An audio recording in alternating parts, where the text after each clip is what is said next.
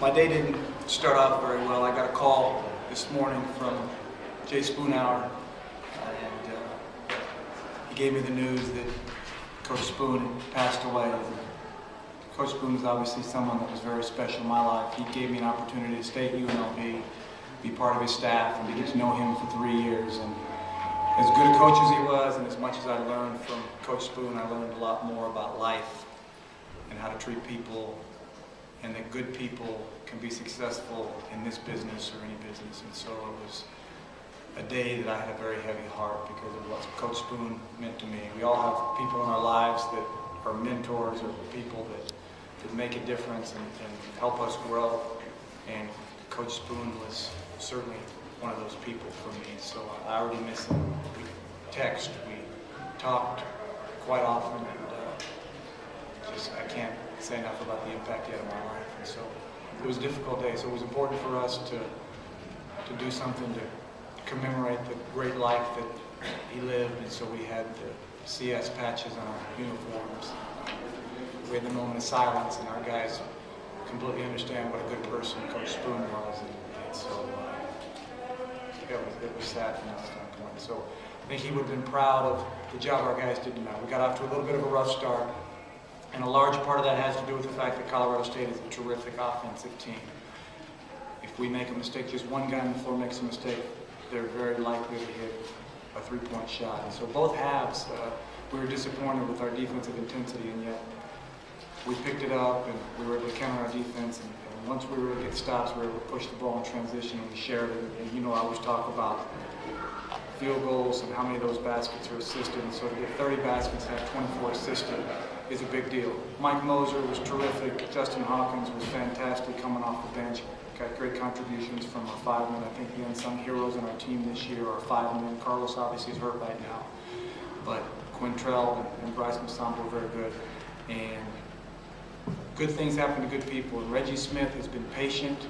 He's practiced hard. He's been a team guy, and I told the team after the game that I thought the play that turned the game around didn't necessarily win the game, but the play that turned the game around, went down 19-12.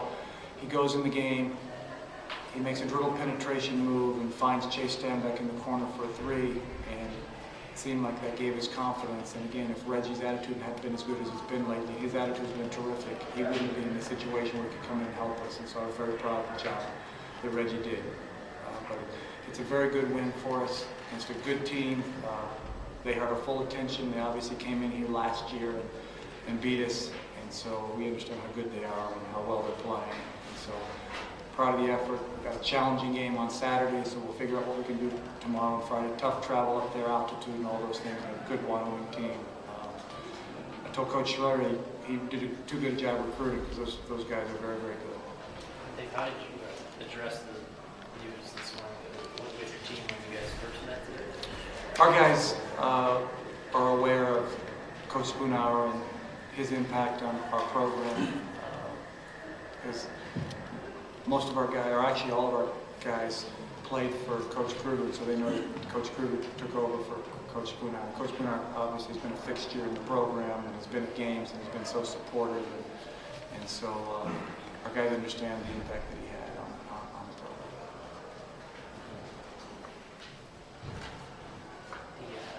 The second half, they open up with that 11-0 run. The defense you guys played with was pretty impressive. What was kind of the message after they got on that little sort of game again? It's credit to our guys. We just, for whatever reason, so much energy to end the first half, and sometimes you wish that you didn't have to go into halftime because we started playing well. And then we went in, sat down, and came out. We were just a little bit flat, and Colorado State was very good. And we held them to 36% from the floor in the second half, and that was after their run to start the second half. So I can only imagine, I haven't run the numbers yet, but what they must have shot the rest of the game after the 11-0 run. But again, it's a credit to our guys and the job. Oscar Belfield, Anthony Marshall, Mike Moser, the defensive pressure that they put on, and then Bryce Masamba and Quintrell Thomas, again, the job they do anchoring our defense. Some of those things don't show up in box score a lot of times, but the job they did was terrific. Coach, you always emphasize passing and assists, but they had a few possessions tonight where moving the ball the entire length of the court or around without even taking any dribbles. Have you seen them move the ball that well this season? You talking about college? Yes. No. Oh. Sorry. just, again, we had some possessions where we threw the ball in the post, and we talk about it all the time in terms of making extra passes, and it's very rewarding as a coaching staff when guys buy in and just commit to team, and our ball movement is terrific. When we play like that, we're very difficult to beat. Talk a little bit about Oscar Belfield and how he stepped up the last couple of conference games after a little bit of a slow start. Oscar has been a great leader the entire season. He's been a very important part of our success. I know Oscar has been a little bit frustrated there for a stretch with the way he shot the ball, but no one put more time in, and Oscar remained confident. He was so big in our success last week and continuing on this week. And no one on our coaching staff, no one on our program ever has anything but confidence in Oscar when he shoots the ball. And you look at his assist numbers, and he gets 16 points and 6 assists, and does such a terrific job guarding, and he's just such a team guy and such a leader for us. When you guys are down 19-12, you call timeout, you seem pretty excited in the hall. What did you tell you guys in the hall?